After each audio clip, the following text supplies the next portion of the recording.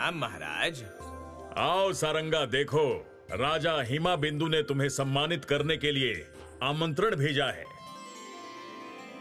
जिस राजा की नजर हमेशा ही विजयनगर के सिंहासन पर रही हो, वो उन्हें सम्मानित करने का आमंत्रण दे, ये बात सारंगा को पच नहीं रही थी। हिमाबिंदु के मंसूबों को सारंगा अच्छी तरह जानते थे और इसीलिए वो चाहते थे कि जब वो राजा से मिलने अपने सैनिकों के साथ जाएं, तो उनकी टोली में ऐसे भी लोग हों जो चतुर और चालाक हों, और ऐसे ही लोगों को सारंगा भेष बदलकर ढूंढ रहे थे।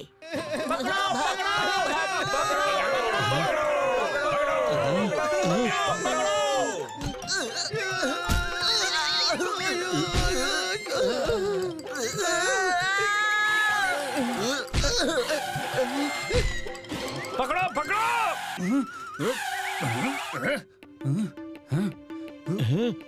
चलो ढूंढो उन्हें।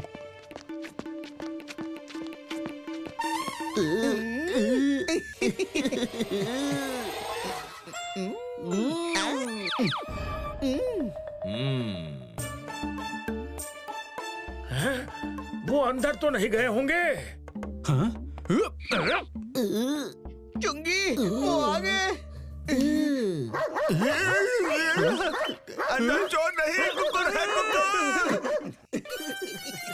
जिन चतुर चालाक लोगों की तलाश सारंगा को थी, वो चुंगी मुंगी के रूप में उन्हें मिल गए। सारंगा ने उन्हें अपने साथ जाने वाली टोली में शामिल कर लिया। इस समय राजा हिमाबिंदु का शिविर विजयनगर की सीमाओं के पास ही था, लेकिन उनका विजयनगर को जीतने का कोई भी षड्यंत्र सारंगा की चतुराई के सामने टिक नहीं पाता था। सारंगा के सामने न हमारी राजनीति चलती है, न कूटनीति। बस कुछ पल और महाराज, सारंगा ने हमारा आमंत्रण स्वीकार किया है। हम उसे ऐसा प्रलोभन देंगे कि वो मना नहीं कर पाएगा।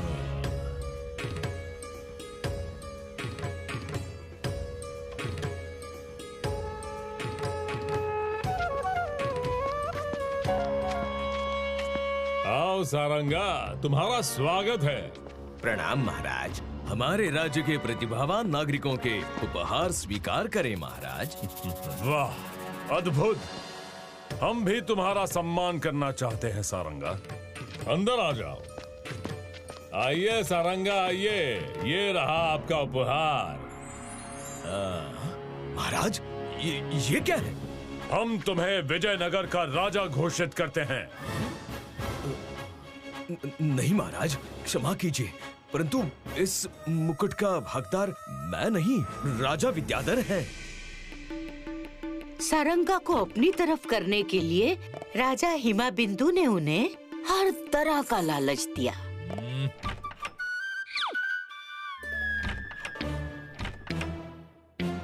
ये लो सारंगा। नहीं महाराज। और दिखाओ।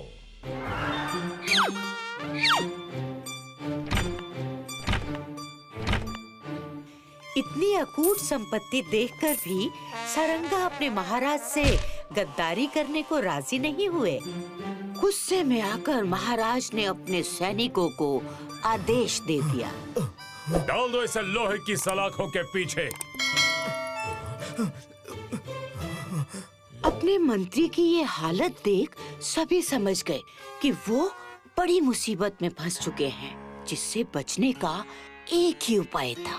सुना है महारानी को हर तरह की शॉल जमा करने का शौक है। अगर हम उन्हें भेंट में शॉल देकर खुश कर दें, तो बदले में मंत्री जी को छोड़ने का अनुरोध कर सकते हैं। हाँ, तो शॉल देकर छुड़वा देते हैं मंत्री जी को। शॉल ही तो नहीं है, एक ही थी, वो महाराज को उपहार में दे दी। यहाँ जब तक बहस चली, तब तक तो चुंगी मुंगी अपने काम में लग चुके थे।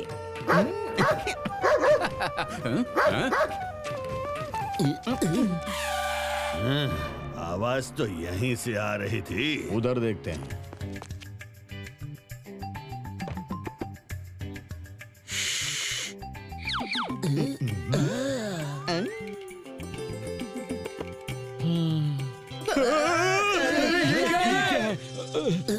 जैसा सोचा था वही हुआ।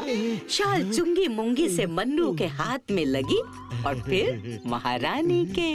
वाह, ऐसी मुलायम और नर्म शॉल तो मैंने आज तक नहीं देखी। बोलो, क्या कीमत है इसकी? मन्नू ने शॉल के बदले अपने मंत्री की रिहाई मांग ली। हाँ, अच्छा ठीक है। रात को जब राजा महारानी के हाथों का स्वादिष्ट भोजन कर चुके थे, तभी मैं क्या कह रही हूँ, उन्हें छोड़ दो ना। कल बात करते हैं। सुनो तो, उन्हें छोड़ ही देते हैं। अच्छा ठीक है।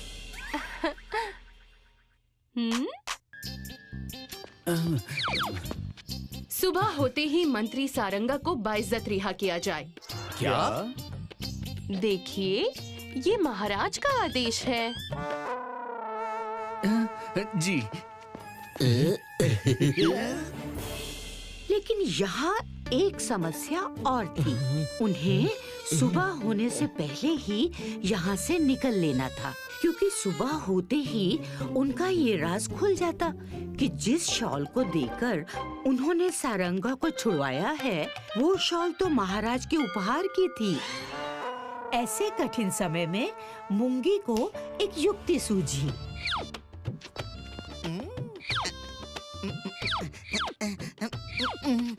उसने रात को दिन बना दिया।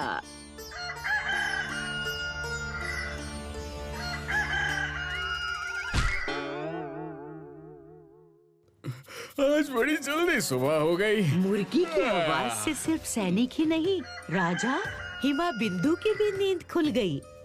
सुबह होकर मुर्गे ने बांग भी दे दी। अब तो मंत्री जी को छोड़िए। हाँ हाँ, ठीक है ठीक है।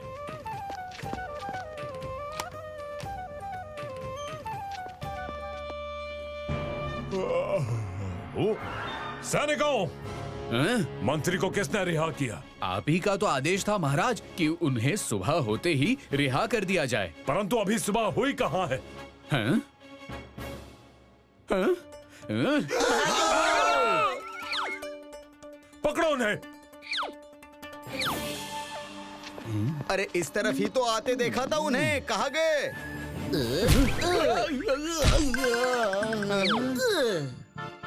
जल्दी से ढूंढो उन्हें, कहीं भागने न पाए।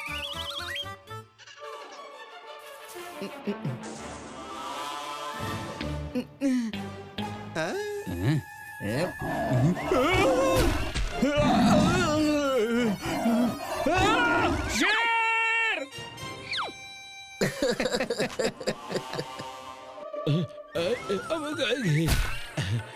हाँ? अरे भागो, राजा आ गया। पकड़ो उन्हें।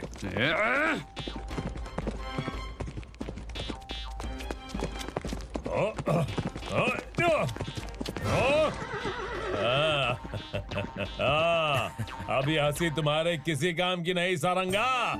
अपने चारों तरफ तो देखिए महाराज, आप विजयनगर की सीमा पर हैं। एक कदम और लेने से पहले सोच लीजिए, मैं सीमाओं का उल्लंघन करने के अपराध में आपको गिरफ्तार कर सकता हूँ।